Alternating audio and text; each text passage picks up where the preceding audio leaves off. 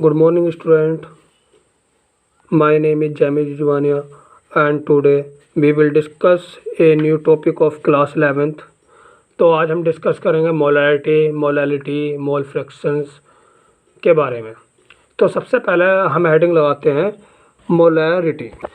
तो हम मोलैरिटी पढ़ते हैं। सबसे पहले मोलैरिटी की डेफिनेशन होती है the number of moles of solute which are present in 1 litre solution. मतलब यह है कि 1 लीटर सॉल्यूशन में कितने नंबर ऑफ मोल्स हमारे प्रेजेंट है। इसका एक सिंपल सा फॉर्मूला है, हम फॉर्मूला लिखते हैं मोलैरिटी का। तो मोलैरिटी का हमारा सिंपल सा फॉर्मूला है number of moles of solute present in volume of solution. Solution हम लेते हैं लीटर में। तो हमारे जो number of moles of solute निकालने का फॉर्मूला है, ये भी एक फॉर्मूला होता है, वो आपको हम बताते हैं। तो नंबर ऑफ मोल्स निकालने का फॉर्मूला होता है हमारा गिवन मास अपॉन मोलिकुलर मास। मतलब गिवन मास हमें क्वेश्चन में गिवन होगा और मोलिकुलर मास हम जो हमें सॉल्यूशन मतलब कुछ भी सॉल्ट दिया होता है जैसे NaOH या फिर कोई भी एलिमेंट दिया होता है, मॉलिक्यूल दिया होता है, उसका हमें पता होता ही है, वो हम आपको क्वेश्चंस में बताएंगे। तो अब हम एक न्यूमेरिकल लगाते हैं। तो हमारा क्वेश्चन गिवन है find molarity of 40 gram NaOH dissolve in 250 ml solution. मतलब हमें मोलैरिटी निकालनी है 40 ग्राम NaOH की जो डिजोल्व है 250 ml ऑफ सॉल्यूशन में। तो आंसर करते हैं। तो हमारे मोलैरिटी निकालने का फॉर्मूला होता है number of moles of solute divide by volume of solution in litre. तो अब हम पहले निकालते हैं number of moles of solute. तो हम नंबर ऑफ मोल्स का फॉर्मूला लिखते हैं number of moles is equal to होता है given mass upon molecular mass. Given mass हमें 40 ग्राम दिया हुआ है और जो मोलिकुलर मास है NaOH का वो होता है 40। वो होता कैसे है कि 23 होता है Na का, O का होता है 16 एंड 16 और H का होता है 1। तो ये अप्रोक्स आता है हमारे 40 के, आप कैलकुलेट कर सकते हैं। तो नंबर ऑफ मोल्स आ गए हमारे 1। तो फिर हम मोलैरिटी निकालते हैं। Molarity is equal to number of moles of solute divide by volume of solution. तो अब देखो number of moles of solute तो आ गए हमारे 1 और हमें सॉल्यूशन जो गिवन है 250 ml गिवन है, लेकिन हमें सॉल्यूशन लेना होता है लीटर में, तो इसलिए हम इसे 1000 से डिवाइड कर देंगे। ठीक है, अब हमारी मोलैरिटी निकल कर आ जाएगी क्लियर। तो ये 1000 ऊपर चला जाएगा और ये 250 नीचे आ जाएगा, तो इससे 250 से 1000 4 टाइम डिवाइड हो जाएगा, तो हमारी मोलैरिटी आ जाएगी 1। यही हमें निकालना था। उसके बाद निकालते हैं मोलैरिटी ऑफ डाइल्यूशन। तो डाइल्यूशन में क्या होता है कि हमने कोई सॉल्यूशन लिया जिसकी मोलैरिटी M1V1 है। हमने कोई सॉल्यूशन लिया जिसकी मोलैरिटी M1V1 है। तो इसमें जब हम वाटर ऐड करेंगे तो क्या होगा, मोलैरिटी तो डिक्रीज होगी और वॉल्यूम इंक्रीज होगा, क्योंकि हम उसमें जब वाटर मिला रहे हैं तो वो डाइल्यूट हो रही है। तो डाइल्यूट होने पर उसकी मोलैरिटी डिक्रीज हो रही है जबकि उसका वॉल्यूम इंक्रीज हो रहा है। तो इसका एक सिंपल सा फॉर्मूला होता है M1V1 is equal to M2V2। ये क्यों होता है, ये इसलिए होता है क्योंकि हम उसमें वाटर मिला रहे हैं तो वॉल्यूम बढ़ रहा है और मोलैरिटी डिक्रीज हो रही है। पर जो सोल्यूट के पार्टिकल हैं, number of particle of solute, वो तो ना तो बढ़ रहे ना घट रहे, वो तो उतने के उतने ही हैं। तो ये आता कैसे है M1V1 is equal to M2V2। तो M1 हो गया हमारा, ये हमारा फॉर्मूला होता है molarity is equal to number of moles of solute divide by volume of solution. ये हम अभी पीछे पढ़ गए हैं। सेम इसके सॉल्यूशन B के लिए और सेम सॉल्यूशन A के लिए। अब जब इनमें देखा जाए नंबर ऑफ मोल्स ऑफ जो सोल्यूट है वो दोनों में इक्वल है, तो हमारा फॉर्मूला आ जाएगा N is equal to M1V1 and, तो अब यहाँ से हमारा निकल कर आया N is equal to M1V1 and N is equal to M2V2। अब दोनों में देखो LHS जो है सेम है, तो इनकी RHS भी तो एक दूसरे के सेम होगी। तो यहीं से हमारा फॉर्मूला निकल कर आया M1V1 is equal to M2V2। तो इस पर अब हम एक न्यूमेरिकल करते हैं। तो हमारा न्यूमेरिकल है 0.2 m मोलैरिटी मतलब and 100 ml HNO3 solution is diluted with 100 ml water, find new molarity. अब देखो हमें M1 गिवन है, M2 गिवन है, M1 गिवन है और V1 गिवन है एंड V2 गिवन है। तो हमें M2 निकालना है। तो सिंपल सा फॉर्मूला रखते हैं हम इसमें और आंसर निकालते हैं। हमने फॉर्मूला लिखा m1v1 is equal to m2v2। अब देखो हमें गिवन क्या क्या है। तो देखो m1 हमें गिवन है 0.2, v1 हमें गिवन है 100 ml और m2 हमें फाइंड आउट करना। v2 कितना होगा, v2 देखो 100 ml तो पहले था and 100 ml new water add किया, तो हमारा हो गया v2 हो गया हमारा 200 ml। तो हमने वैल्यू को फॉर्मूले में पुट किया 0.2 into 100 is equal to m2 into 200। तो हमारा m2 इज इक्वल टू आ गया 0.2 इंटू 100 डिवाइड बाई 200। इसको जब हम डिवाइड करेंगे तो हमारा आंसर आ जाएगा 0.1 मोलरिटी। ये आ गई हमारी 0.1 मोलरिटी। तो हमने इसमें क्या किया, अब नेक्स्ट टॉपिक है हमारा मोलरिटी ऑफ मिक्सचर। तो मोलरिटी ऑफ मिक्सचर में हमने दो सॉल्यूशन लिए। एक सॉल्यूशन हमारा ये है जिसकी मोलरिटी m1 है एंड वॉल्यूम v1 है और उसमें जो सोल्यूट है नंबर ऑफ सोल्यूट है वो n1 है। दूसरा सॉल्यूशन लिया जिसमें जो सोल्यूट ऑफ पार्टिकल वो n2 है, मोलरिटी m2 है एंड वॉल्यूम v2 है। इस दोनों को हमने मिक्स कर दिया और नया हमने एक सॉल्यूशन बनाया।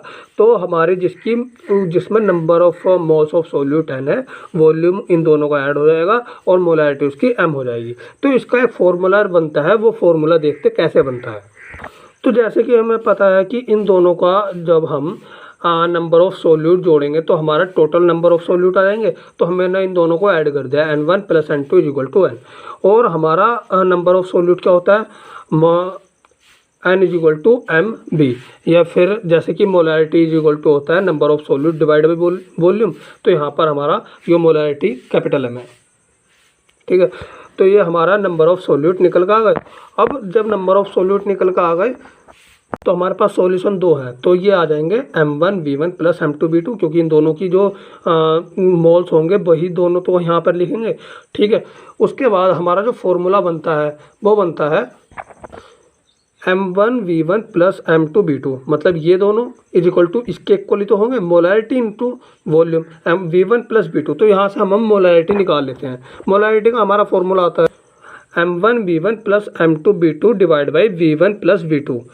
अब हम इस पर एक न्यूमेरिकल करते हैं और इसको समझते हैं और इजी लैंग्वेज में। देखो हमें क्वेश्चन गिवन है कि if 0.2 molarity and 100 ml HCl solution is mixed with 0.1 molarity and 300 ml HCl solution, find molarity of mixture। मतलब ये है कि हम जब एक HCl 0.2 मोलरिटी का 100 ml ऐड करते हैं 0.1 मोलरिटी का 300 ml HCl के साथ, तो हमें मोलरिटी ऑफ मिक्सचर बताना है। तो हमारा फॉर्मूला होता है molarity is equal to m1v1 plus m2v2 divide by v1 plus v2। तो m1 हमें 0.2 गिवन है, v1 100 ml गिवन है, m2 0.1 गिवन है और v2 300 ml गिवन है। ये m जो है कैपिटल M है, ओके। सो अब ये वैल्यू हम आंसर में फॉर्मूले में रखते हैं और आंसर निकालते हैं। तो हमने फॉर्मूले में रखी है value m is equal to 0.2 into 100 plus 0.1 into 300 divide by 100 plus 300। तो ये आ जाएगा हमारा 2 प्लस 3 डिवाइड बाई 400। 2 नहीं आएगा, 20 आएगा, क्योंकि सिर्फ 0.2 के बाद ही वो 2 से पहले ही पॉइंट गिवन है। तो इसकी मल्टीप्लाई जब हम 100 से करेंगे तो 20 बचेगा, इधर ये 30 बचेगा। तो ये आ जाएगा हमारा 50/400। तो हमारा आंसर आ जाएगा 1/8 मोलरिटी। सो हमारा नेक्स्ट टॉपिक है मोल फ्रैक्शन। तो इसे हम एग्जांपल्स के थ्रू समझते हैं कि जैसे कि हमने कोई एक सॉल्यूशन लिया जिसके मोल्स 1 है और कोई दूसरा सॉल्यूशन लिया जिसके मोल्स 3 है, तो इस टोटल का मोल तो होगा 4। तो हमें इनका मोल फ्रैक्शन बताना है। मोल फ्रैक्शन ऑफ ए और मोल फ्रैक्शन ऑफ बी कितना होगा। तो जैसे कि हम मोल फ्रैक्शन निकालते हैं ए का, तो mole fraction of A is equal to होता है moles of A divide by number of moles of A plus number of moles of B. जैसे कि इसमें मोल्स ऑफ ए कितने हैं 1 और मोल्स ऑफ बी कितने हैं 3। तो इसका हम मोल फ्रैक्शन निकालेंगे तो ये आएगा हमारा 1/1 प्लस 3 इज इक्वल टू 1/4। ऐसे हम मोल फ्रैक्शन ऑफ बी निकालते हैं। तो हम मोल फ्रैक्शन ऑफ बी निकालते हैं तो moles of B divide by number of moles of A plus number of moles of B. तो number of moles of B कितना 3 और टोटल मोल्स कितने 4। तो हमारा मोल फ्रैक्शन आ जाएगा 3/। तो इस तरीके से हमारे mole fraction of A and mole fraction of B हो गए। एक और इम्पोर्टेंट बात कि मोल फ्रैक्शन जो होता है वो कभी भी एक से ज़्यादा नहीं होता। तो हमारा mole fraction of x A plus mole fraction of x B, मतलब mole fraction of A plus mole fraction of B is equal to 1। इससे ज़्यादा नहीं होगा कभी भी, इससे कम होगा। तो इससे ही अगर हम किसी एक के मोल से निकाल ले तो हम दूसरे के उसमें से 1 में से माइनस करके निकाल सकते हैं। जैसे कि मैं आपको बताता हूँ कैसे। जैसे कि हमने एक्स बी के मोल निकाल लिए, तो एक्स बी अब एक्स ए के निकाल सकते हैं हम ऐसे, x A is equal to 1 minus x B. अब हम इस पर एक न्यूमेरिकल करते हैं, उससे हम समझेंगे और आसानी से। जैसे कि हमारा क्वेश्चन गिवन है कि 40 gram of NaOH is dissolved in 50 gram of H2O, then find out the mole fraction of NaOH and H2O। तो हम अब इन दोनों का मोल फ्रैक्शन निकालते हैं, NaOH का एंड H2O का। तो चलिए देखते हैं कैसे निकालते हैं। तो सबसे पहले तो हम NaOH के लिए निकालते हैं नंबर ऑफ मोल्स। तो number of moles of NaOH हमारा होगा मास अपॉन मोलर मास। तो मोलर मास हमारा होता है 40 NaOH का, और मास हमें गिवन है इसका 40 ग्राम। तो ये आ जाएगा हमारा 1। कुछ इस तरीके से निकालते हैं हम, तो ये आ जाएगा हमारा 1 मोलर मास NaOH का। ये हमने इधर साइड में निकाल कर आपको दिखा दिया। ऐसे ही हम नंबर ऑफ मोल्स निकालते हैं H2O के लिए। तो वही गिवन मास अपॉन मोलर मास। गिवन मास हमारा है इसका 54, मोलर मास है हमारा 18। तो ये आ जाएगा हमारा 18 3 जा 54, मतलब 3 नंबर ऑफ मोल्स आ जाएंगे H2O के। तो same mole fraction of NaOH का फॉर्मूला होता है number of moles of NaOH divide by number of moles of NaOH plus number of moles of H2O। तो अब ये हम निकालते हैं फॉर्मूले में, जो हमने number of moles of NaOH निकाले हैं और H2O निकाले हैं, उनकी वैल्यू रख देते हैं। तो number of moles of NaOH आया था हमारा 1, और टोटल मोल्स आ गए हमारे 1 + 3 इक्वल टू 4। तो नंबर मोल फ्रैक्शन NaOH का कितना आ गया हमारा, आ गया 1/4। अब हम निकालते हैं ऐसी मोल फ्रैक्शन ऑफ H2O। तो हम क्या करते हैं, 1 में से मोल फ्रैक्शन ऑफ NaOH हम घटा देते हैं, डिवाइड कर देते हैं, वो सब्सट्रैक्ट कर देते हैं। तो हमारा आ जाएगा मोल फ्रैक्शन ऑफ H2O। तो इस तरीके से हम ये फॉर्मूला लिखते हैं कि mole fraction of H2O is equal to 1 minus mole fraction of NaOH। तो ये आ जाएगा 1 माइनस 1/4। तो हम इसे सोल्व करेंगे तो ये आएगा हमारा 4 माइनस 1/, मतलब यह आ गया हमारा 4 माइनस 1/4 इज इक्वल टू 3/4। ये आ गया हमारा मोल फ्रैक्शन ऑफ H2O। या फिर हम सीधे फॉर्मूले से भी निकाल सकते हैं, mole fraction of H2O divide is equal to number of mole of H2O divide by number of mole of NaOH plus number of mole of H2O। दोनों से आंसर सेम आएगा, आपको डरने की कोई ज़रूरत नहीं है और कन्फ्यूज होने की भी ज़रूरत नहीं है। अब नेक्स्ट टॉपिक है हमारा मोलैलिटी। तो मोलैलिटी और मोलैरिटी में हम पहले बताते हैं मोलैलिटी की डेफिनेशन, फिर उसके बाद हम इसका फॉर्मूला और इस पर क्वेश्चंस कराएंगे, फिर उसके बाद हम आपको मोलैलिटी और मोलैलिटी में छोटा सा डिफरेंस बताएंगे। Number of moles of solute present in 1 kg solvent, मतलब मोलैलिटी में हमें देखना है कि 1 किलो सॉल्वेंट में कितने मोल्स प्रेजेंट हैं। तो इसका एक सिंपल सा फॉर्मूला है कि number of moles of solute divide by mass of solvent. तो सॉल्यूशन इसमें मोलैलिटी और मोलैलिटी में सिर्फ एक यही डिफरेंस है कि उसमें जो हम ले रहे थे मास, वो ले रहे थे सॉल्यूशन का, वॉल्यूम ले रहे थे उसमें सॉल्यूशन का। इसमें सिर्फ हम ले रहे हैं मास ऑफ सॉल्वेंट डिनोमिनेटर में, ठीक है।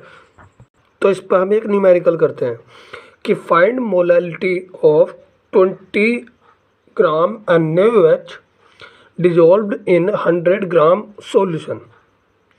तो मोलैरिटी को हम स्मॉल m से डिनोट करते हैं। इसका फॉर्मूला होता है molarity is equal to number of moles of solute divide by mass of solvent in kilogram. तो अब हम इसको निकालते हैं। तो देखो सॉल्यूशन कितना टोटल 100 ग्राम, ठीक है, क्वेश्चन में गिवन है, और सोल्यूट कितना है 20 ग्राम। तो सोलवेंट कितना होगा, सोलवेंट क्या होता है, सॉल्यूशन क्या होता है, सॉल्यूशन होता है सोल्यूट प्लस सोलवेंट। तो यहाँ पे सोलवेंट कितना हो जाएगा, सॉल्यूशन माइनस सोल्यूट। तो हमारा जो सोलवेंट है वो आएगा 80 ग्राम, ओके। तो हम सीधे मोलैरिटी निकालते हैं। देखो हमारा सोल्यूट कितना है 20, तो नंबर ऑफ मोल्स क्या होता है, number of moles is equal to given mass upon molar mass. तो मोलर मास जो है NaOH का वो कितना होता है 40, गिवन मास हमारा 20 है। तो ये नंबर ऑफ मोल्स ऊपर हो गया, इतना। फिर उसके बाद हमारा सोलवेंट लेना है हमें। सोलवेंट हमारा 80 ग्राम है, हमने अभी निकाला, और ये ग्राम में है तो हमें इसे केजी में कन्वर्ट करना है, तो हमने इसको 1000 से डिवाइड कर दिया। अब हम इसे सॉल्व करते हैं और आंसर लाते हैं। तो हम इसे जब सिंपली लिखेंगे तो 20 इंटू 1000 डिवाइड बाई 80 इंटू 40 हो जाएगा।